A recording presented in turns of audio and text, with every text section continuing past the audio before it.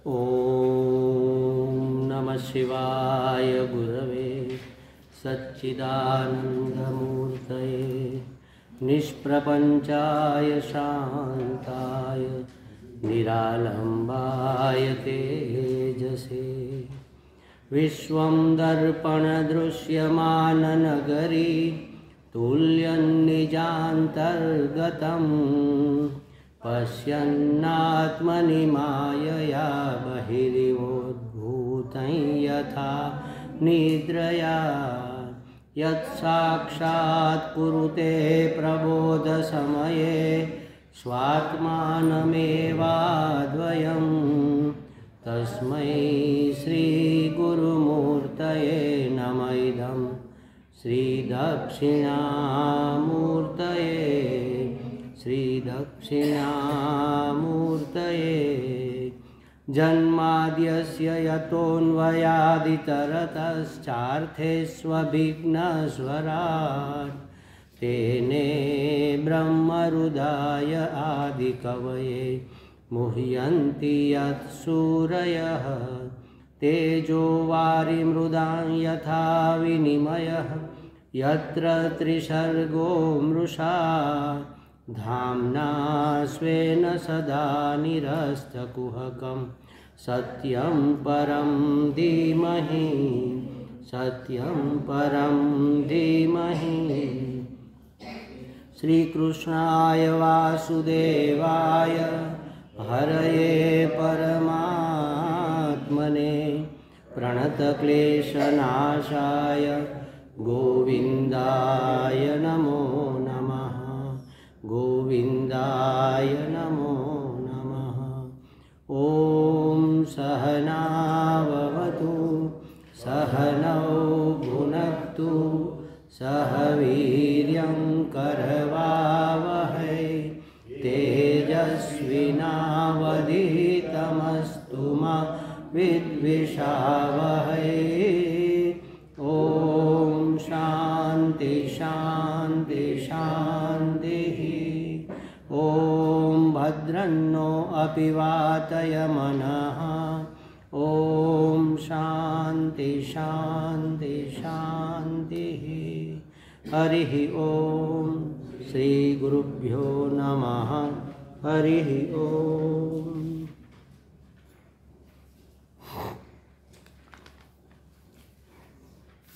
तो શું કહે છે કે આપણા દરેક કર્મની પાછળ આપણી દરેક ચેષ્ટામાં ખાલી હલનચલન કરતા હોય ને રીતના તો પણ દરેક ચેષ્ટામાં ત્યાં સુધી શાસ્ત્ર કહે દરેક કર્મમાં તો ઠીક દરેક ચેષ્ટામાં કાંઈક પ્રાપ્તિનું પ્રયોજન હોય છે એનું નામ સંકલ્પ.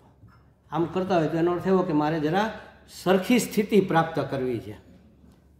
અને આપણા શાસ્ત્રોમાં એવું કહ્યું છે કે પાગલ પણ પ્રયોજન વગર પ્રવૃત્ત થાય નહીં. ગાંડો માણસ એ કંઈ કરતો હોય ને તો એની પાછળ એનું કાંઈ આપણને ન સમજાય પણ એનું કાંઈક પ્રયોજન હોય. અમારે એક બાજુના ગામમાં એક કુંભારના કાકા હતા, અમે એને કાકા કહેતા, નામ અત્યારે હું ભૂલી ગયો છું. એ પાગલ થઈ ગયા અચાનક. તો પછી આમ બધે નીકળે, સીમમાં અને ગામમાં બધે નીકળે, આવી રીતના આમ કરતા જાય. આપણે પૂછીએ શું કરો છો કાકા? આ પ્લેન નીકળવાનું છે ને એનો રસ્તો બનાવું છું. એને મન તો પ્રયોજન છે જ ને. આપણને એમ કે આ વ્યર્થ આમ કરે છે. એરપ્લેનનો રસ્તો બનાવતો હતો આકાશમાં. એટલે પ્રયોજન વગર કોઈ પ્રવૃત્તિ આપણે કરતા જ નથી. દરેક પ્રવૃત્તિની પાછળ કાંઈક પ્રાપ્તિનું પ્રયોજન હોય છે, એનું નામ સંકલ્પ. એટલે આવા સંકલ્પ વગરનું આપણું જીવન કે આપણું મન હોતું જ નથી. અને જેવા સંકલ્પો હોય ને એવો માણસ બને. શુભ સંકલ્પો હોય તો શુભ કાર્ય થાય, તો શુભ પરિણામ પણ પ્રાપ્ત થાય. અને અશુભ સંકલ્પ જેના થતા હોય એની પાસેથી કોઈ મંગળની અપેક્ષા રાખી શકાય નહીં. આ બધું થાય છે કેવી રીતે? એનો એક નિયમ એ છે, આમ 3 સ્ટેપમાં થતું હોય છે. મનસા સંકલ્પ્ય, મનથી સંકલ્પ થાય. બુદ્ધયા નિશ્ચય, સંકલ્પ કર્યો પણ મન તો ખાલી સંકલ્પ નથી કરતું, વિકલ્પે કરે. સંકલ્પ વિકલ્પાત્મક મન, ઘડી કામ કરે ઘડી કામ કરે ઘડી કામ કરે, પછી બુદ્ધિમાં નિશ્ચય થાય ત્યારે એ ખરેખર સંકલ્પ થયો કહેવાય. મન સંકલ્પ કરે, બુદ્ધિ નિશ્ચય કરે, અને પછી ઇન્દ્રિયૈ કર્મ કરોતિ, પછી ઇન્દ્રિયો દ્વારા કર્મ થાય. એક સામેથી કોઈ પશુ આવતું હોય, માની લો વહેલી સવારે આપણે બહાર નીકળ્યા અને કંઈક આવે છે, પશુય નહીં કંઈક આવે છે એવો આપણને ખ્યાલ આવે કે આમ નજીક કંઈક હાયલું આવે છે. આમ સામે બરાબર હોય તો આમ પોળું દેખાય નહીં, આમ આપણને સ્લીમ જ દેખાતું હોય ને, ખાલી આટલું આમ ફ્રન્ટમાંથી કંઈક આવે છે, આમ થોડુંક વધારે નજીક આવે છે, ના કોઈક પશુ છે, મનુષ્ય નથી, એમ એટલો ખ્યાલ આવી જાય એની ચાલ ઉપરથી, અથવા પૂંછડું આમ થતું હોય કે એવું કંઈક ગમે એ કારણસર શિંગડા દેખાય, ખ્યાલ આવી જાય કે પશુ છે કંઈક. શિંગડા વગરના પશુ હોય, એવું નથી કે શિંગડા જ હોય, આ પશુ શિંગડા વગરનું છે, માની લો કંઈક પશુ છે એવું લાગે આપણને, મનુષ્ય નથી. અચ્છા, થોડું વધારે આવે, ઓ કંઈક આ તો એકદમ હૃષ્ટપૃષ્ટ છે ને, ઘોડો હોય એવું લાગે છે. થોડુંક વળી એમ થાય વળી નજીક, ના ઘોડો નથી, આવો ઘોડો, આ ગધેડો છે. વળી થોડું નજીક આવે, આપણે થોડાક નજીક જઈએ, ગધેડો નથી, આટલો ઊંચો ગધેડો ક્યાંથી હોય, આટલો તો ઘોડો જ હોવો જોઈએ ને. વળી નજીક જાય તો પછી ઓળખાય કે અરે આ તો પેલા આપણા રાજા બાપા છે ને એ કુંભાર, એનો ગધેડો છે ને, ખાધેલ પીધેલ છે એટલે જરા હૃષ્ટપૃષ્ટ છે. ત્યારે નક્કી થઈ ગયું કે આ ગધેડો જ છે, રાજા બાપાનો જ ગધેડો છે. સંકલ્પ એ નિશ્ચયમાં પરિણમ્યો, નિશ્ચયનું નામ જ્ઞાન. ત્યારે આપણને જ્ઞાન થયું. ત્યાં સુધી તો હજી આમ ઝોલા ખાતા હતા આપણે, અને ઝોલા ખાઈને ત્યારે કોઈ નિશ્ચય ન થાય. એટલે પહેલાં મનથી સંકલ્પ થાય, બુદ્ધિથી નિશ્ચય થાય, અને જે પ્રમાણેનો નિશ્ચય થયો હોય એ પ્રમાણે ઇન્દ્રિયો દ્વારા કર્મ થાય. જોવાનો નિશ્ચય થયો હોય તો આંખ જોવે, સાંભળવાનો નિશ્ચય થયો હોય તો કાન સાંભળે, બોલવાનો નિશ્ચય થયો હોય તો મારી વાણી વધે, ચાલવાનો કે ક્યાંય પહોંચવાનો નિશ્ચય થયો હોય તો પગ હાલવા માંડે, લેવડ દેવડનો આદાન પ્રદાનનો નિશ્ચય કંઈ થયો હોય તો વાટકી વ્યવહાર હોય પડોશમાં કે ચાલો સરસ કઢી બની છે, પાડોશીને જરા આપીએ, તો મન પહેલાં સંકલ્પ કરે, પછી નક્કી કરે કે ના જવા દો ને, હવે નથી આપવી, એને વળી ભાવે ન ભાવે. એમ થાય ના એ તેથી કાકાને બહુ ભાવી હતી, આપો નક્કી થઈ ગયું. એટલે હવે તરત તપેલામાંથી વાટકી ભરાઈને વાટકી વ્યવહાર થઈ જાય. એક વખત સંકલ્પ થાય, પછી નિશ્ચય થાય, પછી કર્મેન્દ્રિયો કે જ્ઞાનેન્દ્રિયો, ઇન્દ્રિયો દ્વારા એ કર્મ થાય. એ કર્મ જો શુભ હોય તો સરસ પરિણામ મળે, સૌનું હિત થાય, અને અશુભ સંકલ્પ હોય તો અશુભ સંકલ્પ કરનાર પાસેથી કોઈ મંગળની અપેક્ષા રાખી શકાય નહીં. આપણે કહીએ ને કે ઘણા માણસો જ દુષ્ટ હોય છે. માણસો દુષ્ટ હોતા નથી, એના સંકલ્પો દુષ્ટ હોય છે. એ મનની અંદર એના વિચારો, અને એ વિચારો ક્યાંથી આવે છે? એના સંસ્કાર બની ગયેલી વાસનામાંથી. જન્મના સંસ્કારો હોય, આ જન્મના સંસ્કારો હોય, એવું વાતાવરણ મળ્યું હોય. એટલે કોઈ કદાચ માની લો કે આવું આપણને દેખાય ને કે આ તો બહુ ભંગાર માણસ છે, બહુ ખરાબ માણસ છે, એના રવેડે ના ચડવું. ભલે એના રવેડે ના ચડવું, પણ એનાથી નફરત ના કરવી. અમારા સ્વામીજી એવું કે ગમે એવું હોય તો એ વિચારવું આપણે કે એની જગ્યાએ આપણે હોત તો શું કરત. એ જે વાતાવરણમાં જન્મો, જે વાતાવરણમાં ઉછરો, મફતિયાપરામાં માની લો સ્લમ એરિયામાં, એને કેવો સંપર્ક મળ્યો હશે, કેવા સંસ્કાર મળ્યા હશે, કેવા મિત્રો અને પાડોશ મળ્યો હશે, કેવી અગવડમાંથી એ પસાર થયો હશે, એની ધીમે ધીમે એની ગ્રીડી વૃત્તિ કેવી રીતે વધારે દ્રઢ બની હશે, શું કહે લોભવૃત્તિ, વૃત્તિ લઈ લેવાની વૃત્તિ કેવી રીતે દ્રઢ બની હશે. એની જગ્યાએ આપણે હોત તો કદાચ આના કરતાંય ખરાબ હોત. એટલે કોઈ પણ બહારનું વ્યક્તિત્વનું જે કાંઈ હોય એનાથી નફરત કરી શકાય નહીં, ભલે એનાથી અંતર રાખી શકાય. એટલે એટલા માટે કે પરમાત્મા જ આ રૂપે અભિવ્યક્ત થયો છે, પણ એટલો બધો એ વાસનાગ્રસ્ત છે, પોતાના જૂના સંસ્કારોથી આવૃત છે, એને કોઈ સાચું સમજાવ્યું નથી, સાચું સમજી શક્યો નથી. ભગવાન બુદ્ધ એવું કહેતા, હવે તો બધાય કહે છે જુદા જુદા નામે કે, હું કહી શકું મારા ગુરુજી આવું કહેતા, પણ હું એવું નથી કહેતો, જે છે એ કહું છું. ગુરુજી કહેતા હોય તો કહેવું જ પડે, કહું છું. એમ 4 પ્રકારના માણસો હોય. એક અંધારામાંથી આવે અને અંધારામાં જાય, બીજા અંધારામાંથી આવે અને અજવાળામાંથી જાય, ત્રીજા અજવાળામાંથી આવે અને અંધારામાં જાય, અને ચોથા અજવાળામાંથી આવીને અજવાળામાં જાય. એ સૌથી શ્રેષ્ઠ મનુષ્ય. હવે અંધારું અજવાળું એટલે શું એ તમને કહી દઉં. પૂર્વ જીવનમાં, પૂર્વ જન્મમાં અંધારામાંથી એટલે પાપ કર્મો કર્યા હોય, એટલે એવી જગ્યાએ એનો જન્મ થયો જ્યાં એને આ બધી અગવડતાઓ ભોગવવાની આવે, કર્મોના ફળ ભોગવવાના આવે. અને આ જન્મમાં પાછો બુટલેગરનો ધંધો કરતો હોય, સમજી લ્યો. આવા એક્ઝામ્પલ તરીકે કે ખિસ્સા કાતરુંનો ધંધો, કંઈક ખરાબ ધંધો કરતો હોય, તો એ ક્યાં જવાનો? પાછો અંધારામાં જ જવાનો. એટલે અંધારામાંથી આવ્યો, અંધારામાં જ જવાનો. પશુ જેવું જીવન હતું પાછું પશુ જેવું જીવન પ્રાપ્ત થશે. અંધારામાંથી આવ્યો અને અજવાળામાં જાય, આવું બને. અંધારામાંથી આવે ને અજવાળામાં જાય. એક મારે રાજકોટમાં ત્યાં મારી સામે એક મેં હમણાં એક ઉદાહરણ આપ્યું હતું ને, મારા મિત્ર એક બાબુભાઈ મિસ્ત્રી હતા ને એણે કીધું કે મને એક વાક્યમાં કહો આખા શાસ્ત્રનો સાર. આ બસ એને મોટર ગેરેજ હતું, ગેરેજ રિપેરિંગ કરે ને સર્વિસ કરે ને એના ફળિયામાં, ગેરેજ એટલે મોટું ફળિયું હોય, ફળિયામાં એક ઝાડ હતું, ઝાડની આગળ 2 મોટી પાણીની નાંદ ભરીને રાખતા. તો એક મજૂર રેકડો હલાવે આમ, અને રેકડામાં મોટા મોટા મશીનો ટ્રાન્સફર કરે. આ જગ્યાએથી લઈને કોઈ એમ કે ભાઈ ડિલિવરી કરવાની છે તો એ લઈ જાય ખેંચીને, રેકડો ચડાવે, ક્રેનથી ચડાવી દે, પછી ખેંચીને પોતે એકલો લઈ જાય, પાછો લઈને આવે. અને આમ લાંબા લાંબા વાળ અને દાઢી, આમ લાગે સાધુ જેવો હતો મજૂર, એટલે બધા એને બાવો કહેતા, બાવા જેવો લાગે ને એટલે. પણ રીતસરનો એ ખરેખર સાધુ જ હતો. એ બપોરે એ ત્યાં ઝાડ નીચે આવીને વિશ્રામ કરે, ત્યાં ભોજન કરે. તો ટિફિન ખોલે, જે નીકળે એ જમી લે. ક્યારેક તો ખાલી ગ્લુકોઝનું પેલું નાનું બિસ્કિટ પેકેટ આવે ને, એક બિસ્કિટ જ નીકળે, આખા ટિફિનમાં કશું જ ન હોય. તો એ બિસ્કિટ ખાઈને પાણી પી લે. ક્યારેક હાવ ખાલી ટિફિન આવે, અમે જોયેલું ખાલી ટિફિન હોય, બિલકુલ કંઈ ન હોય અંદર. તો 2 ગ્લાસ પાણી પીને એ સુઈ જાય. પૂછે કેમ બાવા શું છે? આવો મોજમાં, આવો ભાઈ મોજમાં, હંમેશા આનંદમાં હોય. બોલો. અને આટલું ખોટું ન કરે, આટલું કંઈ નહીં. આમ કોઈ પૂછે કરે અહીંથી આ મશીન લઈ જવાનું, ત્યાં શું લઈશ? તો એમ કે શેઠ તમને જે યોગ્ય લાગે આપજો ને. તો કે ના, એ અમને ન ખબર પડે, તું કે માનો કે એમ કે 200 રૂપિયા, તો કે વ્યાજબી, કે વ્યાજબી તો 200 છે, તમારે જે આપો એ આપજો, તમારું જે મન રાજી થાય આપજો. આટલો નમ્ર માણસ એમ. અને આ પરિસ્થિતિમાં છે એટલે અંધારામાંથી આવ્યો હશે 100%, પણ ક્યાં જશે હવે? અજવાળામાં જશે. જુઓ, આ અંધારામાંથી આવે છે, આ મહાન કાર્ય થયું કહેવાય. બીજું, અજવાળામાંથી આવે છે અને અંધારામાં જાય છે.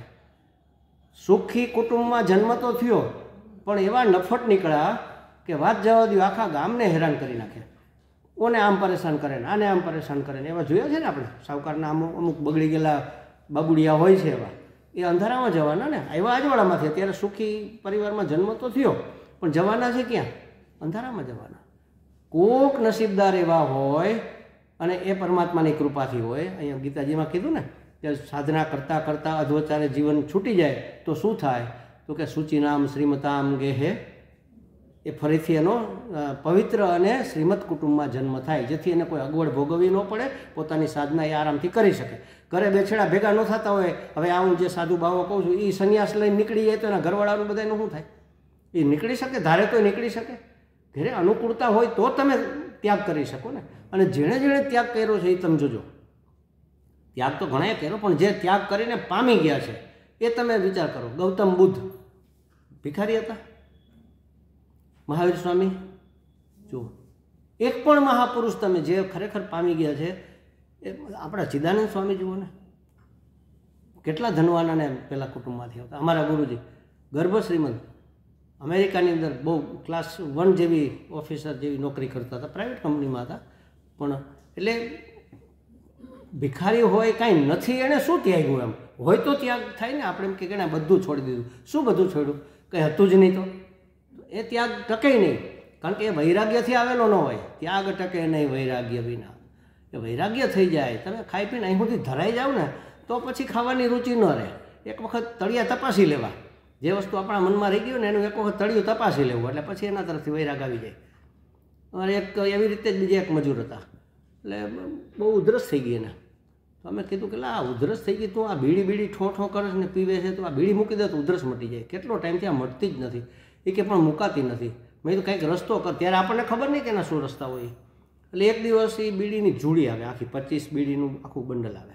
એ લઈને બેઠો અને ચાલુ કરી, 1, બીજી, ત્રીજી, ચોથી પીધા. મેં કીધું એટલે આટલી ઉધરસ આવે, આટલી બધી બીડી, કે આજે એટલી પીવી છે ને કે પછી કોઈથી પીવાનું મન જ ન થાય. ઉલટી થઈ ગઈ અને બીડી છોડી દીધી. તળિયા તપાસ આવું કરતા નહીં, આવું કોઈ કરવું ન જોઈએ, પણ હવે એણે એવો રસ્તો અપનાવ્યો. એટલે ત્યારે એને એમ થઈ જાય કે આમાં કાંઈ કાઢી લેવા જેવું નથી, આ બધું જ એનાથી અરુચિ થઈ જાય, એટલે છૂટી જાય. કહેવાનો નથી જાય, કાં વિવેકથી છૂટે અને કાં ભોગવી લ્યો તો છૂટી જાય. પણ ભોગથી ભાગ્ય જ છૂટતું હોય છે. વિવેક સાથે હોય તો છૂટે, નહીંતર લોભ લાગે ઉલટાનો. ભોગથી છૂટે નહીં. એટલે કહે છે કે સામાન્ય રીતે આપણા સંકલ્પો ક્યારેય કલ્યાણકારી હોતા નથી. સામાન્ય રીતે મોટે ભાગે હિતકારી હોય, સમજી લો, પણ પરમ હિતકારી ન હોય. આપણે પહેલા દિવસે જોયું હતું ને, હિતકારી એટલે મને ફાયદો કરે, એ મારા હિતના, મારા કુટુંબને હિત ફાયદો કરે એ એનાથી મોટું હિત, પછી મારા સમાજને ફાયદો કરે એથી મોટું હિત, પછી રાજ્યને અને દેશને ફાયદો કરે એથી મોટું હિત. પરમ નથી. પરમ એટલે આખી સમષ્ટિનું હિત જેમાં થાય એને કલ્યાણ કહેવાય, એને પરમ હિત કહેવાય. પરમ હિતકારી કે પરમ કલ્યાણકારી કે પરમ મંગલકારી આપણા સંકલ્પો હોય છે ખરા? વિચારો. પરમ મંગળ તો પરમાત્માની પ્રાપ્તિમાં છે, અથવા તો આખી સમષ્ટિ એટલે વિરાટ ભગવાન એની પ્રસન્નતામાં છે. વિરાટ ભગવાન એટલે સમષ્ટિ રૂપે રહેલો, જેને આપણે પરમેશ્વર કહીએ, પરમ ઈશ્વર. પરમ ઈશ્વરની પ્રસન્નતા માટે આપણા સંકલ્પો થાય ખરા? ભાગ્યે જ થતા હોય. થાય ન થાય એવું નથી કહેતો, પણ બહુ ઓછા થતા હોય. પરમ કલ્યાણકારી આપણા સંકલ્પો જનરલી બે પ્રકારના થતા હોય છે. આપણી બધી પ્રવૃત્તિ જ બે પ્રકારની હોય છે. એક શ્રેયસની પ્રાપ્તિ માટે અને બીજી પ્રેયસની પ્રાપ્તિ માટે. પ્રિય હોય ને એનો આપણે પહેલાં પ્રયત્ન, મને ગમતું હોય ને એ હું કરું. એમ મોટે ભાગે આપણે પ્રેયસમાં જ પ્રવૃત્ત હોઈએ છીએ. શ્રેયસ એટલે કલ્યાણ. કલ્યાણની પ્રવૃત્તિ તો બહુ રેર થતી, ભાગ્યે જ થતી હોય છે, બાકી લગભગ થતી જ નથી હોતી. પ્રિય લાગે એ કરીએ. મને પ્રિય લાગે, મારા પરિવારને પ્રિય લાગે, મારા સમાજને પ્રિય લાગે, બહુ થાય તો આપણા રાષ્ટ્રને કંઈક ગમતું હોય એવું કરીએ. ત્યાં સુધી આપણી નજર જાય. વસુધૈવ કુટુંબકમ સુધી આપણી નજર હજી જતી હોતી નથી. ભાગવતની અંદર પણ આ બધી વસ્તુઓ આવે છે. એક પેલો રાજા નામ ભૂલી ગયો, પણ એને બે રાણીઓ હતી, એક સુરુચિ અને સુનીતિ. હવે સુરુચિ એટલે ગમતી અને સુમતી અથવા સુનીતિ એ આ હિતકારી જેવું કહેવાય. એ પહેલાંનો પુત્ર જે સુરુચિ હતી, મને જે ગમતું હોય એ થાય તો એનું ફળ કેવું ઉત્તમ જ આવે ને, મને ઉત્તમ, એનો ઉત્તમ પુત્ર. અને સુનીતિનો પુત્ર કેવો? ધ્રુવ, અચલ, સંકલ્પ થાય કે જે કાંઈ થાય એ પછી ડગે નહીં, એ પ્રકારનો. એટલે આ બધી કથાનકો આપણને આ સમજાવવા માટે હોય છે કે મારું શ્રેયસમાં હિત વૃત્તિ છે કે પ્રેયસમાં મારી વૃત્તિ છે. એટલે મોટે ભાગે તો આપણી શ્રેયસમાં વૃત્તિ નથી હોતી, અને એટલા માટે પ્રાર્થના કરવી પડે, તન્મે મનઃ શિવ સંકલ્પમસ્તુ. એ મન કે જેમાં મોટે ભાગે કલ્યાણની વૃત્તિ નથી ઉઠતી, એવા હે મારા મન, તું શિવ સંકલ્પો કર. હે ભગવાન, મારા મનમાં તું શિવ સંકલ્પોને સ્થાન આપ, શિવ સંકલ્પોને જગાડ, કલ્યાણકારી સંકલ્પ થાય એવું જગાડ. બાકી અત્યારે તો મારી ઈચ્છા, મારી કામના જ મારી પાસે સંકલ્પો કરે. આમ તો સંકલ્પ એટલે જ કામના. એ કામના ક્યાંથી ઉત્પન્ન થાય? મહાભારતમાં પેલા શાંતિ પર્વમાં એવું કીધું, કામ જાનામી તે મૂલમ. હે કામ, હું તારું મૂળ જાણી ગયો છું, તારું મૂળ ક્યાં છે. સંકલ્પાત કિલ જાયતે, તું સંકલ્પમાંથી જન્મે છે. કામનાનું મૂળ સંકલ્પ છે. આપણે એક નક્કી મનમાં કર્યું ને એમાંથી પછી પહેલાં વિચાર જ આવે ખાલી, પછી નિશ્ચય થાય. નિશ્ચય થાય ત્યારે સંકલ્પ થઈ ગયો કહેવાય. અહીંયા મન એટલે આખા અંતઃકરણની વાત છે, એમાં મન બુદ્ધિ બે આવી ગયા. તો સંકલ્પ ક્યારે થાય? પહેલાં આમ તો એનીથી નહીં, પહેલી વસ્તુ છે એ આપણાથી પકડાય નહીં, ભાવ.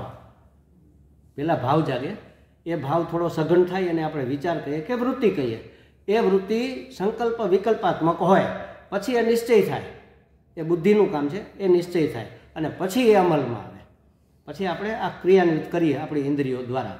તો કહે છે કે હે કામ, હું તારું મૂળ જાણી ગયો છું, તારું મૂળ સંકલ્પમાં પડેલું છે. હવે આ કામ એટલે કામના, અહીંયા ભલે જે કંઈ અર્થ હોય, અહીંયા આપણે કામ એટલે કામના, અને કામના એટલે ઈચ્છા.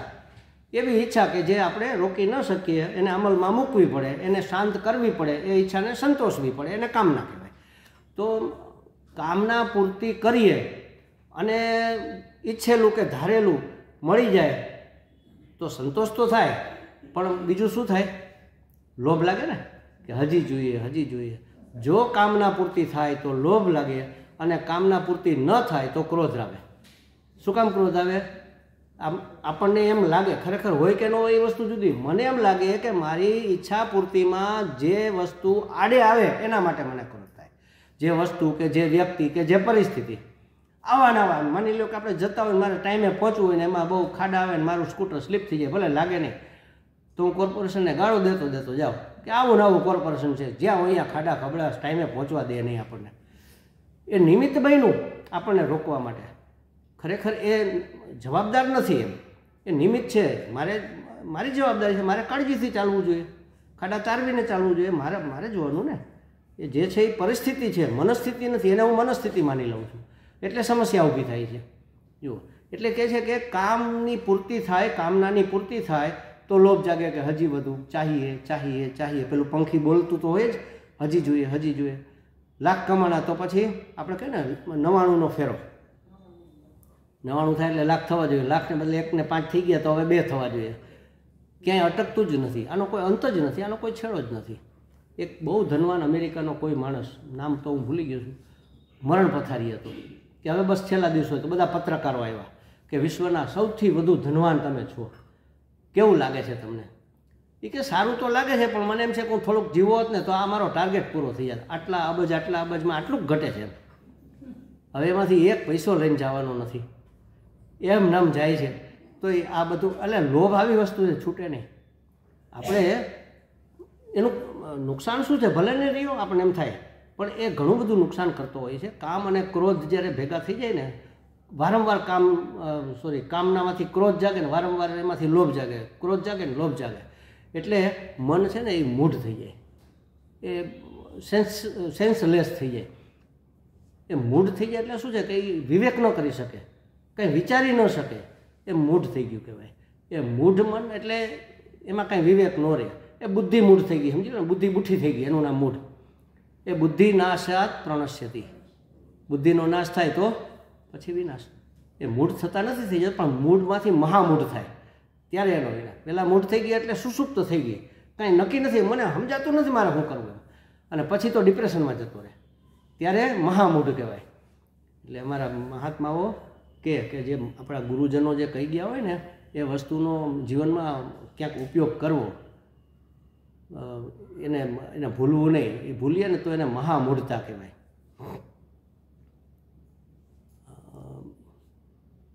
સભી સંત ગુરુજન જો સમજા રહે હૈ, સભી સંત ગુરુજન જો समझा रहे हैं, वो चर्चा भुलाना महामूढ़ता है, वो चर्चा भुलाना મહામૂઢતા. હિતનું શું છે ને અહિતનું શું છે એ વિવેક જતો રહે, એનું નામ મહામૂઢતા. એ ભૂલી ન જવું જોઈએ. અને એ ભૂલાવે કોણ? આ ક્રોધ અને લોભ. અને ક્રોધ અને લોભ ક્યાંથી આવે? કામનામાંથી, એટલે સંકલ્પમાંથી. સંકલ્પ કામના રૂપે પરિણમે એમ, અને પછી મારી ઇન્દ્રિયો એ પ્રમાણે કામ કરે, અને આ રીતે ધીમે ધીમે ધીમે માણસનું પતન થાય. બુદ્ધિ નાશે વિનશ્યતિ. બુદ્ધિ નાશ થાય તો માણસનો નાશ થઈ ગયો. એટલે માણસ મરી નથી જતો, પણ પછી માણસમાં માણસાઈ નથી રહેતી. એ પશુઓ જ જીવન થઈ જાય એનું, ડિપ્રેશનમાં થઈ જાય, કાં ગાંડો થઈ જાય, તો પછી એ મનુષ્ય શું કામનો? પાગલ થઈ ગયો. એ માણસને માણસ કેવો કે શું કહેવું એમ. તો એટલે એવી દશા થાય એમ, એ માણસનો વિનાશ થઈ જતો હોય છે. અચ્છા, આ જે ઈચ્છાઓ આપણા મનમાં જન્મતી હોય છે ને, એની આપણે પૂર્તિ કરવાના પ્રયત્નો તરત કરીએ કે ચાલો આ કામનાની પૂર્તિ કરી નાખો. શું કામ કરીએ છીએ? મનમાં ઈચ્છા તો થઈ, અને પ્રબળ ઈચ્છા થઈ ગઈ. હવે એને સંતોષા વગર ચાલે એમ નથી, આપણે એને પૂરી કરવી જ પડે છે. શું કામ? કારણ કે એ કામના મારા મન ઉપર દબાણ ઊભું કરે છે, બોજ લાદે છે. આપણે કોઈની પાસે કામ કરાવવું હોય ને, ન થતું હોય પછી આપણે શું કરીએ? પેલા કોર્પોરેટની કે એની કોઈકની દબાણ કરાવીએ, ફોન કરાવીએ. એટલે ઓલા બિચારા ન ઈચ્છા હોય તો કરવું પડે, ન અયોગ્ય હોય તો કરવું પડે. એમ દબાણ કરે ને, એટલે ઈચ્છા નથી, થઈ શકે એમ એ નથી, છતાંય કરવું પડે છે એમ. એટલે કામનાનો બોજ, એનું દબાણ આપણા મન ઉપર આવે. એ દબાણ મન સહન કરી શકતું નથી, અને એટલે એ ફટાફટ આપણે ઈચ્છાની પૂર્તિ કરી નાખીએ. ઈચ્છા પૂર્તિ કરીએ એટલે શું થાય? પેલો બોજ જતો રહે, એટલે હળવા થઈ જાય ને. મન કેવું થઈ ગયું? મુક્ત થઈ ગયું. બોજથી, દબાણથી મુક્ત થઈ ગયું. મુક્ત મન છે એ એના સ્વરૂપનો આનંદ મને આવે. એટલે મને લાગે કે આ કામના પૂર્તિ આનંદપ્રદ છે, ઈચ્છા પૂર્તિ આનંદપ્રદ છે. ખરેખર ઈચ્છા પૂર્તિ આનંદપ્રદ નથી. ઈચ્છા પૂરી કરવાથી પેલું દબાણ ગયું. એ દબાણ વગરનું મુક્ત મન છે, એનું સ્વરૂપ જ આનંદ છે. કારણ કે કોઈ પણ જાતના વિક્ષેપ, આવરણ કે મેલ વગરનું, મળ વગરનું મન છે, એ તો આત્મા જ છે. એ તો આનંદ સ્વરૂપ જ છે, ચિત્ત છે. એ તો આનંદ સ્વરૂપ જ છે. એટલે દબાણથી મુક્ત થઈ ગયા. ઈચ્છા થઈ પછી ગમે એ ઈચ્છા હોય, જેમ કે કંઈ ખાવાની ઈચ્છા થઈ, તમને સમજી લો. હવે ખાધા વગર ચાલે એમ નથી. ને ખૂબ સમયથી આ ચાલે છે, પછી આપણે ખાઈ લીધું, હાશ મજા આવી ગઈ. મજા ખાધું એની આવી એવું આપણને લાગે છે. ખરેખર ખાધું એની મજા નથી આવી. ઓલું જે દબાણ હતું ને એ ગયું, વિક્ષેપ શાંત થઈ ગયો, મન પ્રસન્ન થઈ ગયું. પ્રસન્ન એટલે શાંત અને સ્વચ્છ, એને પ્રસન્ન કહેવાય. ઘણી વખત સંસ્કૃતમાં કે હિન્દીમાં કવિતાઓમાં આવે, તળાવ પ્રસન્નને કિનારે ઘોડેશ્વર આવીને ઊભો રહ્યો. પ્રસન્ન તળાવને કિનારે, તળાવ પ્રસન્ન હોય, પ્રસન્ન એટલે શાંત અને સ્વચ્છ નિર્મળ, એને પ્રસન્ન કહેવાય. તો મન પ્રસન્ન થઈ ગયું એટલે શાંત અને નિર્મળ થઈ ગયું, સ્વચ્છ થઈ ગયું. તો અંદર તળિયું દેખાણું કે આ તો આનંદ સ્વરૂપ છે, એનો આનંદ આવે છે આપણને. એમ કે રેશમાબેને દાળ ઢોકળી બનાવી એનો આનંદ આવ્યો, આપણને એવું લાગે. ખરેખર આનંદ જે ઓલી મનમાં ઈચ્છા હતી ને એ શાંત થઈને એનો આનંદ છે. વિક્ષેપ બંધ થઈ ગયો. વિક્ષેપનું દબાણ, વિક્ષેપનો ભાર મારું મન સહન નથી કરી શકતું. એટલે એ પૂરું કર્યા વગર મારે ચાલતું નથી. એ બોજ નીકળી, એ બોજ વગરનું મન હોય એવી આપણને કલ્પના નથી કે બોજથી મુક્ત મન હોય ખરેખર. અને હોવું જોઈએ ને, એ જ મન, સાચું મન તો એ છે બોજથી મુક્ત. મહાત્માઓને એવો બોજ નથી હોતો. જુઓ, સંન્યાસીઓ, એક સિકંદર એના ગુરુ હતા ડાયોજનિસ કરીને. એટલે ગુરુ એને માનેલા, ઓલો એને શિષ્ય માનતો નહોતો કંઈ. આને કીધું કે આ મારા ગુરુ એમ, એટલે કાંઈક કરવું હોય ને તો. અને માણસ હંમેશા જોજો, મોટે ભાગે અત્યારે બધા એવા નથી, તમે તો સાધક છો, તમારી તો વાત જ નથી, પણ સાધુ સંતો મહાત્માઓ પાસે જાય, દર્શન કરે, પ્રણામ કરે. શું કામ કરતા હોય? કંઈક મને આશીર્વાદ મળે, મારું કંઈક કલ્યાણ થઈ જાય, એટલા માટે જ જતા હોય એમ. તો આ જ્યારે કાંઈ પણ સિકંદરે તો આખી દુનિયા જીતેલી, એટલે નવા નવા દેશ જીતવા માટે સૈન્ય લઈને નીકળે ને તો પહેલાં ક્યાંક જાઓ, તપાસ કરો ગુરુજી ક્યાં છે. હવે ઓલો ફકડ ગીરધારી સાવ લંગોટી ઉપર રખડે, કપડાં પહેરે નહીં, અને કશું જ નહીં એની પાસે. એક પેલું કમંડળ હતું પાણી પીવાનું, તો એક વખત એ પાણી પીવા નદીમાં ગયો ને, આમ કમંડળ ભરવા, આમ જરા પાણીમાં ઘૂપસ કરીને કમંડળ ભરવાની તૈયારી કરતો ને, ત્યાં કૂતરો દોડતો દોડતો આવીને લબ લબ લબ લબ પાણી પીને વયો ગયો. લે, આટલી જ વાર લાગે પાણી પીતા, મારે તો કમંડળ ફેંકી દીધું, આની કંઈ જરૂર જ નથી. આમ આમ કરીને ખોબો ભરી પી લીધું, કમંડળ છોડી દીધું. આવો ડાયોજનિસ, બિલકુલ ત્યાગી માણસ. એને મળવા સિકંદરે કીધું તપાસ કરો ક્યાં છે એમ. તો તપાસ કરતાં ખબર પડી પેલી નદીના કિનારે રેતી છે, એ રેતી ઉપર સૂતા છે. તો ચાલો લાવ લશ્કર લઈને તો ઉપડ્યા કે અહીંયાથી આપણે બરાબર નીકળી જશું. જઈને બોલ્યા, ગુરુજી હા બોલો ભાઈ. તો કે હું ફલાણા દેશમાં યુદ્ધ કરવા માટે જાઉં છું. કેમ, શું કરવા માટે? તો કે એ યુદ્ધ કરીને હું એ દેશ જીતી લેવા માગું છું. તમારે કાંઈ જરૂર હોય તો કયો, કાંઈ તમારે જોઈતું હોય તો હું વ્યવસ્થા કરતો જાઉં. એને ખબર છે કે એને કાંઈ જોતું નથી, છતાંય કહે છે. આપણે કહેતા હોય ને, મારા જ કાંઈ ઈચ્છા હોય તો કહેજો એમ. ભલે ઘણી આપણે તો સાચી રીતે કહેતા હોય, પણ જે સંસારી લોકો જે પોતાના પહેલાં માટે સ્વાર્થ માટે આવેલા હોય ને, એ તો ખાસ આટલા માટે જ કહેતા હોય. એને ખબર છે કે આ કાંઈ નથી લેવાના, એટલે વધારે આગ્રહ કરે ના ના એમ ન લે, કાંઈક કાંઈક કાંઈક કહ્યું એમ. સારું, આ 2 રૂમ બંધાવી દે. તો કે મારા જેટલી બધી તો ઝાડુ મારી દે. મારે લાયક, જોજો કામ કેવી રીતે પૂછે, મારે લાયક કામ હોય તો કહેજો. આ ઝાડુ મારું મારે લાયક થોડું છે એમ, મારે લાયક કંઈક કામ હોય તો કહેજો એમ. એના માટે આપણે લાયકાત ગોતવી પડે પછી. એટલે આ ગયો કે મહારાજ કાંઈ મારા જેવી સેવા હોય તો કહેજો, મારા જેવી મારે લાયક સેવા હોય તો કયો. એટલે આંખ ખોલીને જોયું, હા છે એ કે. ઓલો તો રાજી થઈ ગયો કે મહારાજે કંઈક કીધું એમ. શું છે બોલો બોલો. તો કે આમ જરાક આઘો ઊભો રહે, તડકો આવવા દે, શિયાળો છે ને તું આડો ઊભો છો. એટલે એ કે સોરી હું પણ ના બીજું કંઈ હોય તો એ કે ના ના તું ક્યાં જાશી કે પેલો દેશ જીતવા. પછી એના પછી હું એના પછીનો દેશ છે એ જીતી આવીશ. પછી ઓલો, પછી આખી પૃથ્વીને જીતી લઈશ. પછી એ નિરાતે રહીશ. તારે નિરાતે રહેવું હોય તો આવતો ને બાજુમાં ઘણી જગ્યા પડી, આ નિરાત જ છે, કાંઈ ઉત્પાદ નથી. ખરેખર માણસને જોઈએ છે તો નિરાત, પણ રસ્તા ખોટા અપનાવે છે. ઉત્પાદ કરીને પછી નિરાત મળે તો એમ થાય કે હા હવે નિરાત મળી, પણ નિરાતમાં જ નિરાત છે. એમનો તું નિરાતને પ્રાપ્ત કરીને તારું સ્વરૂપ જ છે નિરાત સ્વરૂપ. નિરાત એટલે આનંદ, સંતોષ, તુષ્ટિ. એટલે પણ આપણું મન આવી ઈચ્છા વગરનું હોઈ શકે એવી આપણને કલ્પના જ નથી. એટલે એ બોજથી છૂટવાનો આપણે સતત પ્રયત્ન કરીએ છીએ. ઈચ્છાઓ કરીએ અને ઈચ્છાની પૂર્તિના પ્રયત્નો કરીએ. ઈચ્છાની પૂર્તિની પણ ઈચ્છા હોય છે આપણને.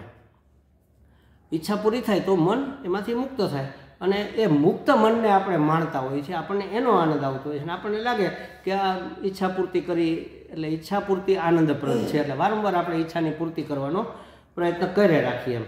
પણ જે કામ કર્યું ને એ નિમિત્ત બન્યું મારા બોજને, મનના બોજને દૂર કરવામાં. એટલે હું થાપ ખાઈ જાઉં છું. ઈચ્છા પૂર્તિનો આનંદ હું ઓળખી શકતો નથી, અને વારંવાર નવી નવી ઈચ્છાઓ થયા રાખે. આપણે એને હોંશભેર આવકારીએ. જો ઈચ્છા થાય આપણા હાથની વસ્તુ નથી. હો, સમજજો, ઈચ્છા થવી આપણા હાથની વસ્તુ જરાય નથી.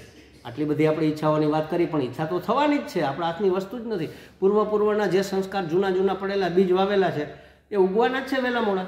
બધા બીજ કાંઈ તરત ન ઉગી જાય. મગ વાવો તરત ઉગી જાય, ચાલો, એક કે બીજા દિવસે એમાં કોટા ફૂટીને બહાર નીકળી જાય. પેલી છોકરીઓ જવેરા વાવે ને તો એમાં 2-3 મગના દાણા નાખે એટલે જલ્દી ફૂટવાનો પ્રયત્ન કરે, કારણ કે મગ ફૂટે એની વાદે પહેલાં ઘઉં ફૂટે, જમીન પોચી થઈ ગઈ હોય ને એટલે. અને 2-4 દિવસમાં જવેરાય ઉગી જાય. પણ એમાં એકાદો આંબલીનો કચુકો નાખી દીધો હોય તો એ ઉગે. ક્યારે ઉગે? 15 દિવસે ઉગે. અને કાકસિયો જોયો છે કોઈએ? કડવો હોય કાકસિયો જોયો છે? બાઈએ કોઈ જોયો હોય? માથે કડક એના ઉપર આ ગોળ હોય ગ્રે કલરનો, અને હા ઉપરથી એને તોડવો પડે, પછી અંદર જે ગર્ભ નીકળે સફેદ ભયંકર કડવો હોય. અમને બાઈએ બહુ પીવડાવ્યો છે એટલે પાકું યાદ છે. ઘસીને પીવડાવે. છોકરાઓને કરમિયા થયા હોય ને, પેટમાં દુખતું હોય, કરમિયા થયા હોય, તો એ કાકસિયાને વાવો ને તો એ 3 મહિને ઉગે. આંબાની ગોટલી એ 1 મહિને ઉગે. અને નાળિયેર વાવો તો એ ઘણો ટાઈમે ઉગે, જેની ખોલ મજબૂત હોય. તો બધા બીજ કંઈ તરત ન ઉગે. એવી રીતે આપણા બધા કર્મો તરત ફળ ન આપે. એ કર્મ કયા પ્રકારનું છે, એનું ઉપરનું કવર કેટલું ટાઈટ છે એ પ્રમાણે એ ઉગે. જેમ કે માની લો કે હું નોકરી કરતો હોય તો 1લી તારીખે પગાર મળે, દર મહિને ઉગી જાય, મારી મહેનત ઉગી નીકળે ને. અને માનો કે હું કોઈના વખાણ કરું કે અરે કાલસરિયાભાઈ તમે તો બહુ ભલા માણસ છો, બહુ આમ, તો તરત મને રિસ્પોન્સ, ના સ્વામીજી તો તમે ભલા છો એટલે તમને બધાય ભલા, એ તરત મને ફળ મળે. એ પણ મારા વખાણ કરે. અને કોઈને ન કરે નારાયણ, આપણે આવું કરીએ નહીં, પણ કોઈનું અપમાન કરીએ, ગાળ દઈએ તો તરત લાફો પડે કે નહીં? ઓન ધી સ્પોટ રિસ્પોન્સ આવે ને, તરત ફળ મળે. પણ અમુક કર્મો એવા હોય, દાખલા તરીકે ખેડૂત ખેતી કરતો હોય તો 4 મહિને 5 મહિને પાક પાકે, દિવાળી ટાઈમે એ પાકનો બજારમાં જાય ને વેચાય ને ત્યારે એને ફળ મળે. અને ધંધાદારી વેપારીઓ હોય કે કારખાનાવાળા હોય, એ માર્ચ મહિનામાં હિસાબ થાય ત્યારે એને ફળ મળે કે નફો થયો કે નુકસાન થયું, તો 12 મહિને ફળ મળે. ઘણા એને જિંદગીમાં જાતે દાડે ફળ મળે. કંઈક કોઈની સેવા કરી હોય ને પછી ભવિષ્યમાં વૃદ્ધ થાય ને ત્યારે એમ કે કરે તમે તો મારું આટલું સરસ કામ કરી દીધેલું, અને એ વખતે તમને એનું ફળ મળે. અને અમુક બીજા જન્મે મળે. તો આપણે જે કર્મો પૂર્વમાં કરેલા છે, જે વાસનાઓ નિર્મિત થયેલી છે, એ ઈચ્છા તરીકે અત્યારે નીકળે એ આપણા હાથની વાત છે જ નહીં. અમારા સ્વામીજી બહુ સરસ રસ્તો બતાવ્યો. મેં કીધું સ્વામીજી તો પછી આપણા હાથની આ તો મજબૂરી કહેવાય ને, એમ નથી કરવું થઈ જાય છે, તો હવે શું કરવાનું? આવી ઈચ્છા મારે નથી કરવી પણ એવી ઈચ્છા થઈ જ જાય છે. એ કે ઈચ્છા થવી આપણા હાથમાં નથી, પણ એ ઈચ્છાની પૂર્તિ કરવી કે ન કરવી એ તો મારા હાથમાં છે ને. એ તો મારા હાથમાં છે. એ મારે ત્યાં વિવેક કરવો પડે. મને અંદરથી ક્રોધ આવ્યો, હવે એ ક્રોધ મારે વ્યક્ત કરવો કે નહીં એ મારે નક્કી કરવાનું. પણ મારાથી તો સહન જ નથી થતો ને, રહેવાતું જ નથી. વિવેક હોય તો સહન થાય. એટલે વિવેકને વિકસાવવો પડે. આમ કરવાનું મન થયું, આ ખાવાનું મન થયું, અહીંયા જવાનું મન થયું, અહીંયા ફરવાનું મન થયું. હા, મન તો થાય, ઈચ્છા તો થાય. ક્યાંક સાંભળીએ કંઈક નિમિત્ત બને એટલે ઈચ્છા તો થાય. પછી મજબૂરીથી આપણે ન જઈ શકતા હોય એ ઈચ્છા મળતી નથી. એ તો વધારે દ્રઢ થઈને પાછી ગમે ત્યારે ખોટો કાઢે. આમ ફરવા જાવ, પહેલાં જવું છે હિમાલયમાં જવું છે, ગંગોત્રી જવું છે, અત્યારે સગવડ નથી. ધીમે ધીમે જ્યારે સગવડ થાય ને એમાંય પાછું પેલું પેકેજ ક્યાંકથી ગોઠવાય ને અને ઓફર આવે અને થોડીક સગવડ થઈ હોય તો આપણે જાય કે નહીં, તરત પહેલી ફી ભરી દે કે ના મારે જવું, કે દિવસની મારી ઈચ્છા હતી પણ મેળ નહોતો ખાતો. એટલે ઈચ્છાને દબાવી દેવાથી મટતી નથી. વિવેક દ્વારા એનું નિરાકરણ કરવાનું કે ભાઈ આ દુનિયામાં કેટલા પૂર્વાશ્રમમાં મને ઘણી વખત કહેતા કે ફલાણી જગ્યાએ આપણે જવું છે ફરવા, આ લોકો ગયા હતા ફલાણી જવું. મેં કીધું જો આ દુનિયામાં એટલા બધા સ્થળ, એ દુનિયા છોડો ને, ભારતમાં એટલા બધા સ્થળ છે ને કે આપણે 7 જન્મ લઈને તો એ બધા સ્થળ ન જોવાય, તો એ બધે ન ફરી શકે. કેટલુંક રખડવું છે પેલા માણસ. એ ઘર દ્વાર બરાબર છે, હરદ્વાર જવા દો ને, આપણે ઘર દ્વાર બરાબર છે. આમ ત્યારે તમે હરદ્વારે નહોતા ગયેલા, એ વખતની વાત છે. થોડોક વર્કોહોલિક હતા, એક ધારું કામ, બસ બીજી કંઈ માથાકૂટ નહીં. હું ભલો મારી સ્કૂલ ભરી, મારું શિક્ષણ કાર્ય ભલું, મારા સ્ટુડન્ટ ભલા, બસ બીજી બહુ જાજી લપછપમાં હું પડતો નહીં એ વખતે. અત્યારે આમાં છું, આમાં એ જ પરિસ્થિતિ છે. એટલે કહેવાનો અર્થ એ છે કે ઈચ્છા તો થાય પણ પછી એને અભિવ્યક્ત થવા દેવી કે નહીં, એની પૂર્તિ કરવી કે નહીં, એ મારા હાથની વાત છે. એના માટે મને સ્વતંત્રતા મળી છે. મને જે સ્વતંત્રતા મળી છે પસંદગીની, એ જગ્યાએ મળી છે. મારે પસંદ કરવાનું કે આ કામ મારે કરવું કે ન કરવું, કરવું તો કઈ રીતે કરવું કે જુદી રીતે કરવું. કર્તુમ અકર્તુમ અન્યથા વા કર્તુમ શક્ય. આ બધું જ કરવાનું મારા હાથમાં છે. તો એમાં મારે વિવેક કરવો પડે કે ચાલો બહુ ઈચ્છા થઈને હવે આવતો રહેવાય એમ નથી, પાપડ ખાધા વગર હાલે એમ નથી, મને નથી ભાવતું જો કે પાપડ. આવા ઉદાહરણ આપો ને તો ઘણી વખત પછી એ પ્રોબ્લેમ થઈ જાય. એટલે મેં કાલ કીધું હતું ને, મેં એક ટુકડો ચાખીને પછી મન આરે વાત કરવાની. મન જ્યારે આળું હોય ને પ્રસન્ન હોય ને ત્યારે એને ઠપકારવાનું. એક મહાત્મા એવું કહેતા કે જે મનમાં જ્યારે શું કહેવાય આર્દ્રતા કોમળતા હોય ને ત્યારે એને ઠપકો આપવાનો કે હે મન, કેટલું તે ખાધું અત્યાર સુધીમાં, વિચાર તો કર, હજી તને સંતોષ નથી થતો, તો હવે થવાનો છે. છોડને મોલને માથાકૂટ, પેટ ભરવાથી કામ છે ને. એમાં ક્યાં સ્વાદહીન તો છે નહીં, સ્વાદવાળું જ છે, પણ જુદી જુદી માગણી શું કામ કરે કે ફલાણું જોઈને ઢીકડું જોઈને આ જોઈને તે જોઈને, ખાવામાં, ફરવામાં, જોવામાં, સાંભળવામાં જે છે બરાબર છે. તને સંતોષકારક વસ્તુ મળે છે, પોષક વસ્તુ મળે. ભગવાને કીધું છે કે યોગક્ષેમમ વહામ્યામ. ભગવાને કીધું જ છે કે હું તમારા યોગક્ષેમનું વહન કરીશ. જો આ એની એક બે શરતો છે, એ શ્લોકમાં છે, એ જોઈ લેજો. તો હું તમારા યોગક્ષેમનું, તમે સમર્પિત થશો, ટૂંકમાં કહીએ ચાલો, તમે સંપૂર્ણપણે સમર્પિત થશો તો હું તમારા યોગક્ષેમનું વહન કરીશ.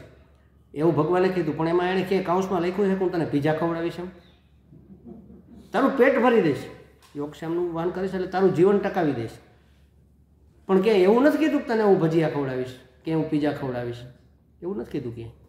અમારા સ્વામીજી કહેતા કે અત્યારે લોકો ગર્વ છે નો લે, શું કહે 80 વર્ષના યુવાન, જો હા અમારા મિત્ર 80 વર્ષના યુવાન, જીન્સ પહેરવું હોય, ટી શર્ટ પહેરવું હોય અને જાત જાતના શોખ હોય, પેલી પાર્ટીમાં જતા હોય, મ્યુઝિકલ પાર્ટીમાં ગીતો ગવાતા હોય ને ફિલ્મના, એમાં એ મેમ્બર હોય, પોતે ગાતા હોય. જોયું કે આ 80 વર્ષના યંગ, એટલે અમારા સ્વામી શું કે ખબર, આ 80 વર્ષે હજી પરિપક્વ નથી થયો.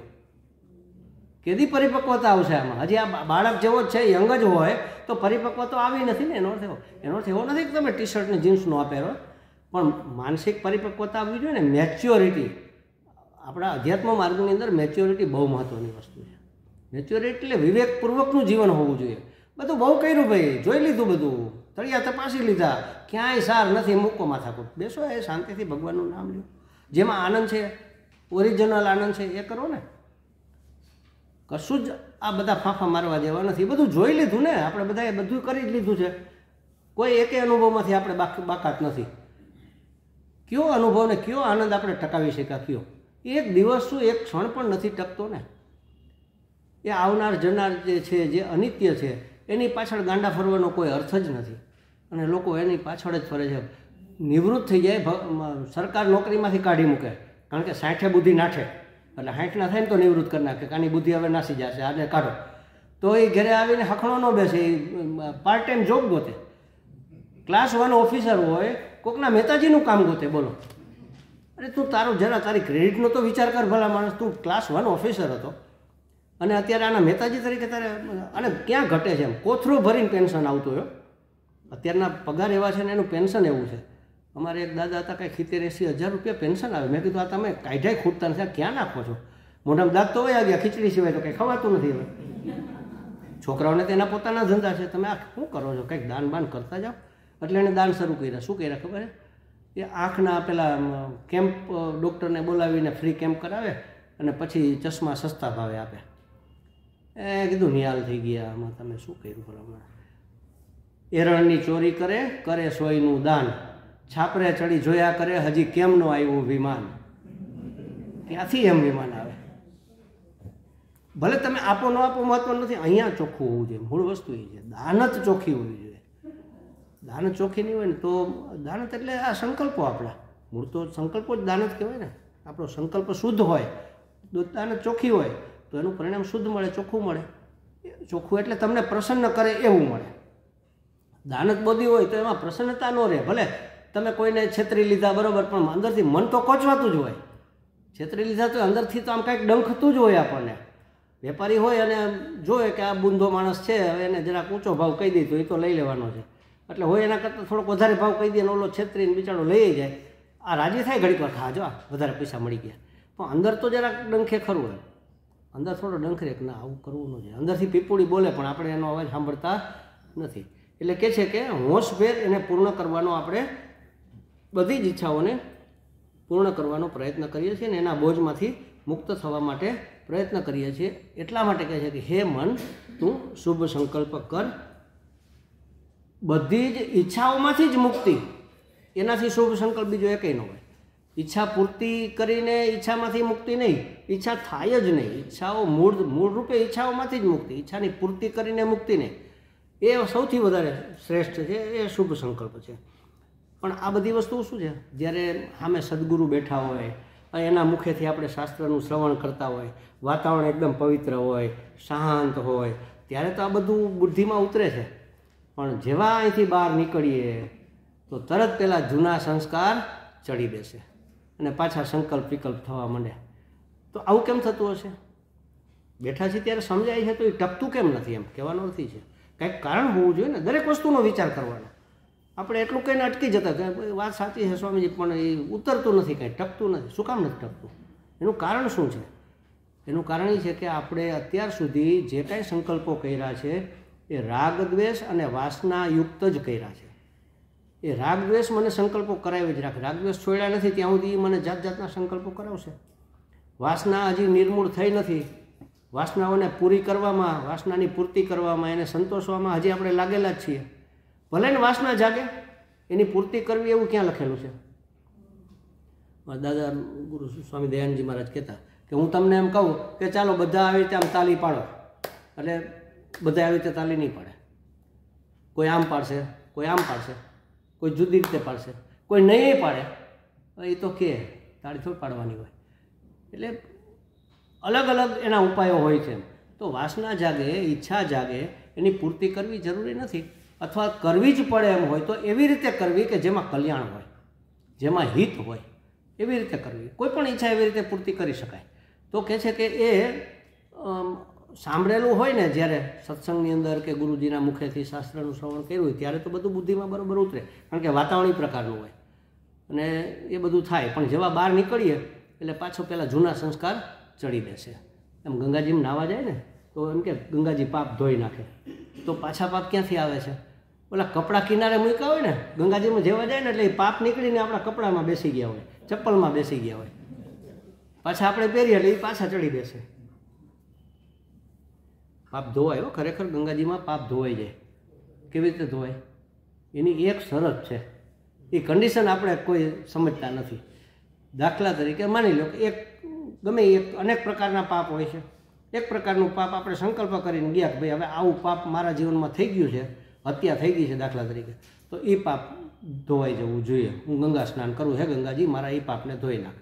ગંગાજી કે ધોઈ નાખવું એક શરતે કે હવે પછી પાછું એવું ને એવું પાપ નહીં કરતો. તો આ પાપ ધોવાઈ ગયું. પણ પાછા બહાર નીકળીને આપણે એના એ મચ્છર મારતા હોય, માણસની હત્યા ન કરતા હોય, ભલે પશુની, પક્ષીની, ગમે જીવજંતુની બેદરકારીપૂર્વક, જાણતા અજાણતા, નફરતથી કરતા હોય. મચ્છર માટે કેને પ્રેમ હોય ભાઈ? એક તમને સત્ય ઘટના કહું, માનવામાં નહીં આવે એવી, મારી પોતાની છે, એટલે આ મારો જાત અનુભવ છે અને જીવનમાં ઉતારવા જેવો છે. હું જ્યારે કોલેજમાં ભણતો, નોકરી કરતો ને ત્યારે મારી નાની બેન થોડીક લાડકીને બહેનો તો બધા પછી કહે ને, એક દિવસ કે મેં કીધું મચ્છર મને કરડ્યા છે, 2-3 મચ્છર કરડી ગયા. પહેલાં તો નહોતા, હમણાં એક થોડાક થયા છે ને, તો એ વખતે એવું હતું મચ્છર નહોતા, ગરમીના દિવસો હતા, ને પછી કંઈક વરસાદ થયો એટલે મને મચ્છર કરડીને એમ ચાંબા થઈ જાય સીધા. એટલે હું સવારમાં નાસ્તો કરવા રસોડામાં આવ્યો તો બેન ત્યાં હતી, બા હતા અને રસોઈ બનતી હતી. મેં કીધું મચ્છર આજે બહુ કરડી ગયા. એટલે નાની બેનનું નામ રસીલા છે. એ કે બા કાલે એક છાપામાં સમાચાર મેં વાંચ્યા. મને એમ કે કંઈક અગત્યની વાત હશે. એ કે બેડીપરા, એટલે અમે જ્યાં રહેતા એનાથી સામેનો કિનારો, અમે વેસ્ટમાં રહેતા, બેડીપરા ઈસ્ટમાં આવે. બેડીપરામાં એક મચ્છરીએ મચ્છરના બચ્ચાને જન્મ આપ્યો અને એ બચ્ચાએ પૂછ્યું કે બા હવે હું કરડવાનું ઉદ્ઘાટન ક્યાંથી કરવું? એટલે એણે ભાઈનું સરનામું આપ્યું. એનો કહેવાનો અર્થ એ હતો કે રાજકોટમાં એક જ મચ્છર જન્મે ને તોય તમને તો કરડે જ. અને એ હકીકત હતી, મને સૌથી વધુ મચ્છર કરડતા. અને અમુક બ્લડ ગ્રુપમાં વધારે કરડતા હોય, પણ બ્લડ ગ્રુપ બદલી નથી જતું ને. હવે મને એકેય મચ્છર નથી કરડતું. કારણ શું કહો? બ્લડ ગ્રુપ તો એનું જ છે. હું ત્યાર પછી એક વખત વિપસ્યનાની શિબિરમાં ગયો અને ત્યાં મને ખ્યાલ આવ્યો કે અહિંસા તો બહુ મોટી વસ્તુ છે અને બધા સાથે મૈત્રીનો ભાવ રાખવો જોઈએ. મૈત્રીનો ન રાખી શકાય તો કાંઈ નહીં, પણ એના માટે દ્વેષભાવ ન હોવો જોઈએ. અને એ વખતે ત્યાં જ મેં પ્રાર્થના કરી મચ્છરને અને જીવજંતુઓને બધાને કે ભાઈ હું તમને કોઈ ઈજા નહીં પહોંચાડું, તમે પ્રેમથી મને છોડો, મને પરેશાન ન કરો. એમ કરતાં કરતાં ધીમે ધીમે ધીમે ધીમે આજે આપણે આટલા બધા બેઠા છે, માનો અઢળક મચ્છર આવી ગયા હોય ને, હું એમ નથી કહેતો કે મને કરડે જ નહીં, પણ મને ઓછામાં ઓછા કરડે. ઋણાનુબંધ ન હોય ને તો એક મચ્છરે તમને કરડે નહીં. અને મચ્છર કંઈ ટિફિન લઈને નથી આવતું કે લાવો થોડુંક પી લઈને થોડુંક લેતા જાય બાળકો માટે, એવું ને. 50 જણા બેઠા હોય એમાંથી 2 જણાને કરડીને એને જ ડેન્ગ્યુ કેમ થાય, બીજાને કોઈને ન થાય? આપણા કર્મનું ફળ છે, પૂર્વના ઋણાનુબંધ છે, એ પ્રમાણે જ થતું હોય. પણ જો આપણા મનમાં એના માટે દ્વેષ ભાવ હશે તો એના મનમાં દ્વેષ થશે, તો એ દ્વેષ વત તમને કરડશે, પછી તમારા કર્મનું ફળ નહીં હોય. જેમ તમે કોઈને દ્વેષપૂર્વક આમ ધક્કો મારી દો, એ કંઈ એના કર્મનું ફળ નહોતું, તમારી વાસનાનું પરિણામ હતું, તમારા આવેગનું પરિણામ હતું. હંમેશા તમારા ભાવનો પડઘો આખી દુનિયામાં પડે છે. અહીંયા જેવો ભાવ હશે ને એવો પડઘો સામે પડશે. મને જો મચ્છર, માકડ, કીડી, મકોડા, જીવ જંતુઓ માટે દ્વેષ હશે તો એને મારા માટે દ્વેષ થશે. હું જેનો આદર નહીં કરું, આપણા શાસ્ત્રમાં કીધું છે કે તમે બ્રાહ્મણનો આદર નહીં કરો, બ્રાહ્મણ તમારો આદર નહીં કરે. તમે ક્ષત્રિયનો તિરસ્કાર કરશો, ક્ષત્રિય તમારો તિરસ્કાર કરશે. તમે ઝાડપાનનો અનાદર કરશો, ઝાડપાન તમારો અનાદર કરશે. અને હું તો અહીંયા સુધી કહું છું કે ઘણી વખત બહારથી આપણે આવ્યા હોય, નારાજ હોય ને ગુસ્સે હોય ને પછી આમ ધડ દઈને બાયણું ભટકાડીને અંદર આવતા રહે ને ચપ્પલ આમ ઉડાડી નાખીને એવું વારંવાર જો કરશો ને તો 100% એક દી આંગળી આવી જશે બાયણામાં, એ તમારો આદર નહીં કરે.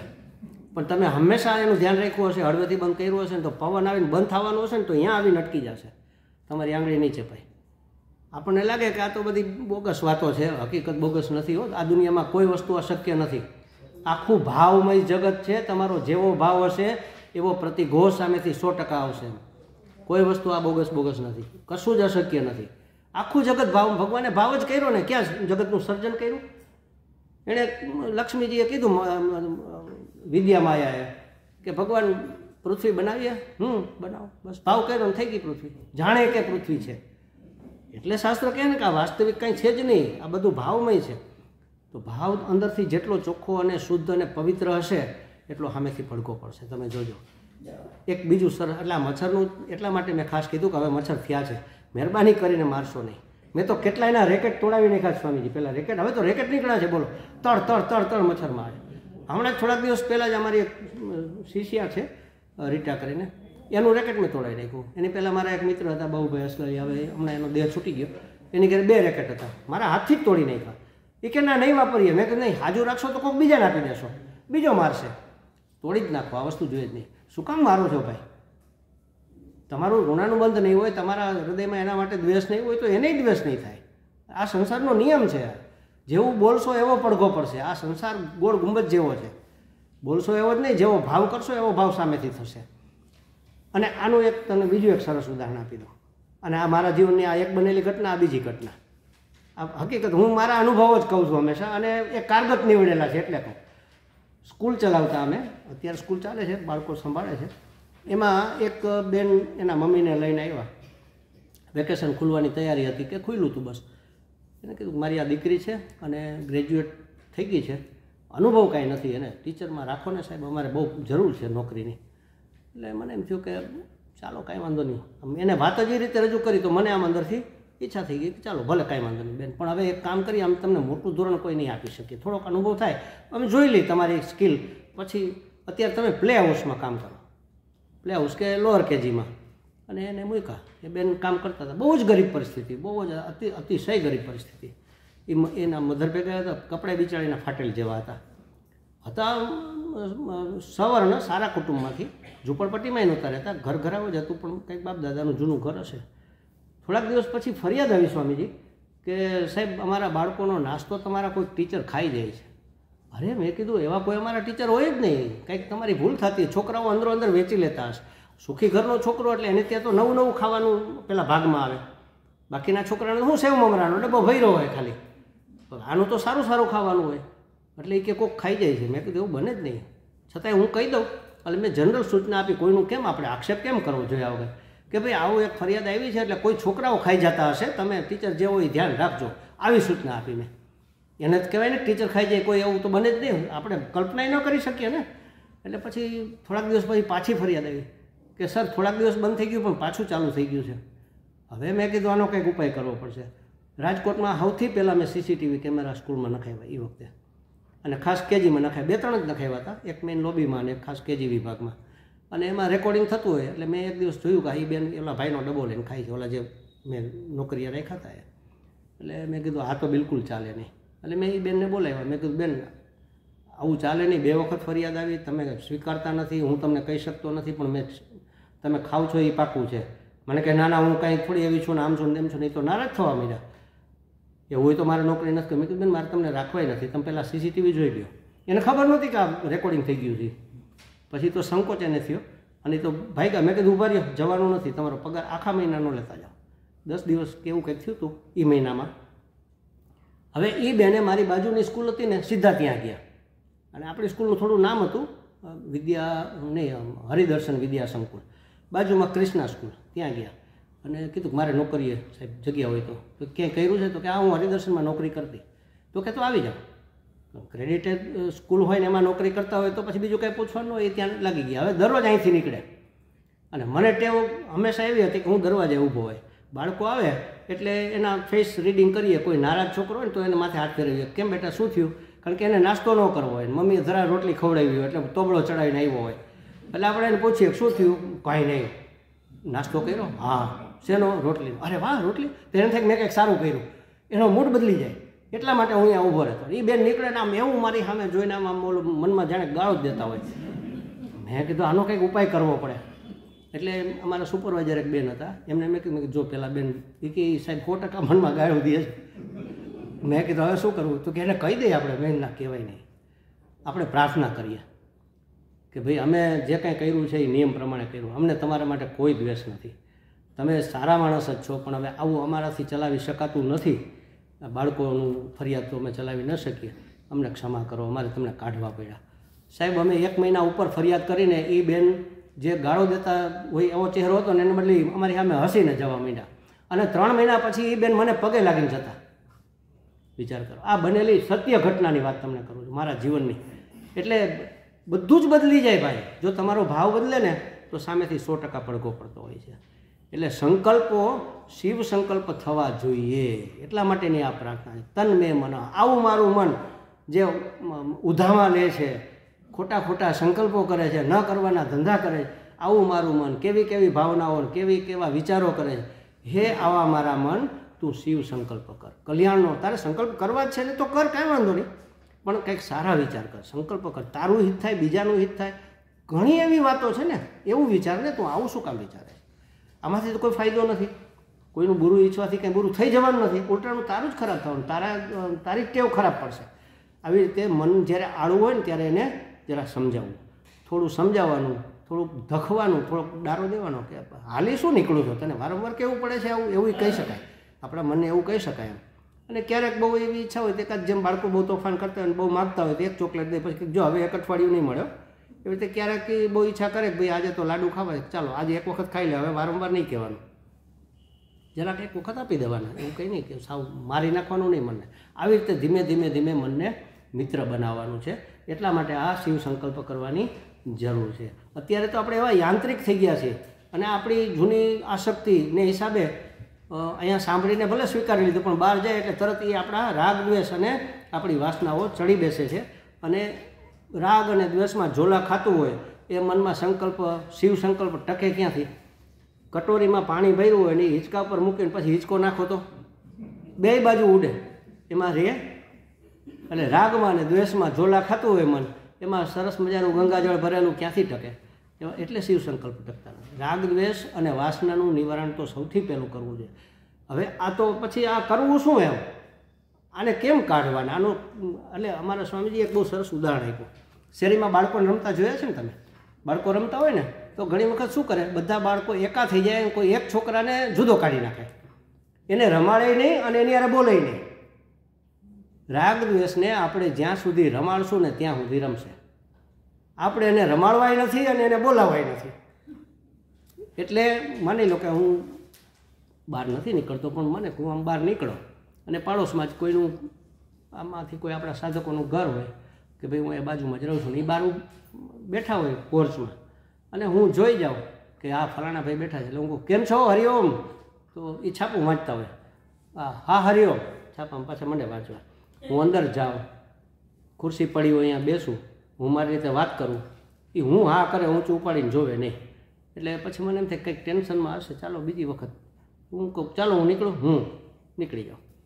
થોડાક દિવસ પછી 2-4 મહિના થઈ જાય, પાછો અહીંયાથી નીકળું. એ જ વખતે એ ભાઈ જરા મોટરસાઇકલ સાફ કરતા હોય અને હું પાછો જાઉં અને પાછી એ જ રીતની વાત કરું. એ એના કામમાં હું હા કરે, મારી સામે જોવે નહીં ને કંઈ બોલે નહીં, કોઈ આદર જેવી વાત નહીં. એમ ત્રીજી વખત હું જઈશ ત્યાં, હું જાઉં, જ્યાં આદર ન મળે ત્યાં આપણું મન માને જ નહીં.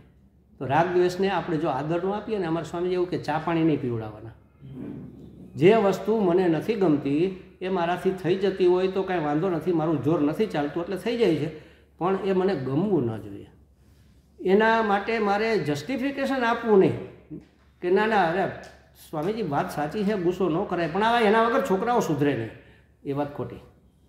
ભલે તમે ગુસ્સો કર્યો છોકરાઓને, પણ તમારા મનથી તમારે કહેવાનું કે આ યોગ્ય નથી, ગુસ્સો કરવો ન જોઈએ, મારે બીજો જે રસ્તો થાય એ કરીએ, પણ આ ગુસ્સો કરવો એ મારા હિતમાં નથી, બીજાના હિતમાં તો નથી જ, પણ મારા હિતમાં નથી. એ મને ગમવું ન જોઈએ. જો નહીં ગમતું હોય ને તો 1 દી 2 દી, ત્રીજી વખત નહીં આવે. આપણે એને ચા પાણી નહીં પીવડાવે ને તો આવશે નહીં. ઓલા ભાઈ મારી સામે જોયું જ નહીં, છાપું વાંચે રાખ્યું, સ્કૂટર સાફ કરી રાખ્યું, હવે મારે અહીંયા કેમ જવું, પગ ઉપડે આપણે. બસ એ જ રીતે આ બધા જ રાગ દ્વેષ કામ ક્રોધ લોભ મોહ મદ માત્સરી આવશે તો ખરા, પણ એને વેલકમ કરવાની જરૂર નથી. અને એ કદાચ આપણે એને અભિવ્યક્ત કરવાની જરૂર નથી. ને આપણા વશમાં ન હોય, અભિવ્યક્ત થઈ જાય તો આપણને અંદરથી ગમવું ન જોઈએ. આપણું તોબળો તો ચડેલો જ રહેવો જોઈએ એની સામે, તો નહીં આવે. આપણે રાજી ખુશીથી આવો આવો પધારો પધારો, બેસો બેસો, ભાઈ ચા બનાવજો, અમારા ક્રોધભાઈ આવ્યા છે, તો એ તો એક ધામા નાખશે, એને ચા પાણી નહીં પાવાના. એટલે કહે છે કે આવેગાત્મક સંસ્કારોને હિસાબે આપણાથી વિવેક થતો નથી. જૂના સંસ્કારથી પ્રેરાઈને આપણાથી આવું થઈ જાય છે, પણ એને રમાડવાના નથી. આપણે એને કોઈ મહત્ત્વ આપવાનું નથી. એને રમાડીશું નહીં, એને કોઈ સહકાર નહીં આપીએ, એને કોઈ આવકાર નહીં આપીએ. ક્રોધ આવ્યો પણ આપણે એને સહકાર ન આપીએ તો એ વધે જ નહીં ને. આપણને અંદરથી ખબર પડે છે ક્રોધ આવે છે, ખબર પડે છે. ઘણી વખત આપણે કહીએ બસો હવે મને ગુસ્સો આવે છે, હવે હું પછી આટલું બસ, આથી વધારે નહીં. ઘણી વખત આપણે કહી દઈએ છીએ ને, અંદર આમ બળતું હોય ખ્યાલ આવી જાય આપણને.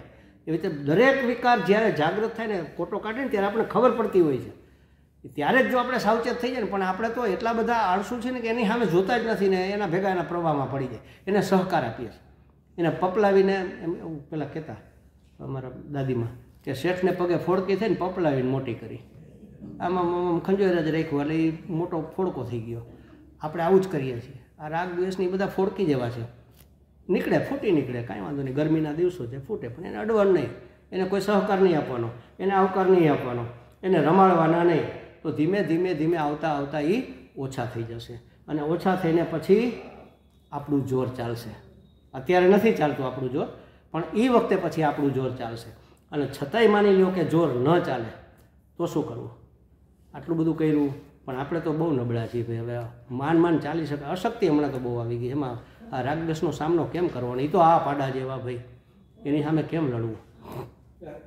પ્રાર્થના સૌથી ઉત્તમ ઉપાય છે. એ વખતે આની સાથે જ, એ વખતે નહીં, પહેલેથી જ પ્રાર્થના ચાલુ રાખવી. ભગવાનને પ્રાર્થના કરવી, હે ભગવાન મારે આ જોતા નથી અને મારા જૂના સંસ્કારોમાં પડેલા છે, મને વશ કરી લે છે, તું મને સામર્થ્ય આપ, તું મને બળ આપ, એવી કૃપા કર કે આ મને પરેશાન ન કરે. એટલે એવી એક પ્રાર્થના છે. એ પ્રાર્થના હું બોલું છું, તમે બધા સાંભળો, મને બહુ જ ગમે છે અને હું વારંવાર એ પ્રાર્થના મારા મનમાં અને મારા જીવનમાં એનો ઉપયોગ કરતો હોઉં છું. ક્યારેક જરાક પગ લપસે ને એટલે તરત આપણે આમ ટેકો લઈને સીધા તો થઈ જાય, પણ એ જ વખતે આ પ્રાર્થના કરવાની, હે ભગવાન એટલી કૃપા કર કે મારું મન આમાં ફસકે નહીં. પ્રભુ એવી દયા કર તું, પ્રભુ એવી દયા કર તું, વિષયની વાસના છૂટે, દયાળુ લ્યો મને શરણે, હૃદયમાં ભાવના ઉઠે, પ્રભુ करतूं पराया दोष जोवानी न थाओ वृत्ति के इच्छा पराया दोष जोवानी न थाओ वृत्ति के इच्छा सुता के जागता मनमा मलिन विचार ना उठे प्रभुए विदया करतूं रहे नहीं वस्तुनी ममता बधामा हो सदा समता रहे नहीं वस्तुनी ममता बधामा हो सदा समता रहे नहीं दंभ दिलडामा त्रिगुणनी श्रृंखला तूटे प्रभुए विदया करतूं वृत्ति ने इंद्रियों मारी रहे तल्लीन तारामा આ ક્યારે થશે એ ઉપાય પણ પોતે જ બતાવી દે છે કે આવી એ કૃપા કરજે, નહીતર નહીં થાય. આ મારી વૃત્તિ જો તારામાં તલ્લીન નહીં રહે ને તો જાશે જ આડી અવડી. તો કહે છે હા, એટલે પ્રાર્થનામાં એ પણ જોડે છે કે વૃત્તિને ઇન્દ્રિયો મારી રહે તલ્લીન તારામાં તમારું શરણ છે સાચું શ્રદ્ધાના તારના તૂટે પ્રભુએ વિદયા કરતું સદાએ ભાવના મારી નિરંતર ધ્યાન હો તારું સદાએ ભાવના મારી નિરંતર ધ્યાન હો તારું રહું એક તાર તારામાં બીજું સ્ફુરણ નહીં ફૂટે પ્રભુએ વિદયા કરતું સેવાનો ધર્મ છે મોટો બનું નિમિત્ત સદા તેમાં સેવાનો ધર્મ છે મોટો બનું નિમિત્ત સદા તેમાં બધામાં વાસ છે તારો વંદનના ભાવ નિત ઉઠે પ્રભુએ વિદયા કરતું વિષયની વાસના છૂટે. ઓમ પૂર્ણમદઃ પૂર્ણમિદં પૂર્ણાત પૂર્ણમુદચ્યતે પૂર્ણસ્ય પૂર્ણમાદાય પૂર્ણમેવાવશિષ્યતે. ઓમ શાંતિ શાંતિ શાંતિ. હરિ ઓમ શ્રી ગુરુભ્યો નમઃ. હરિ ઓમ.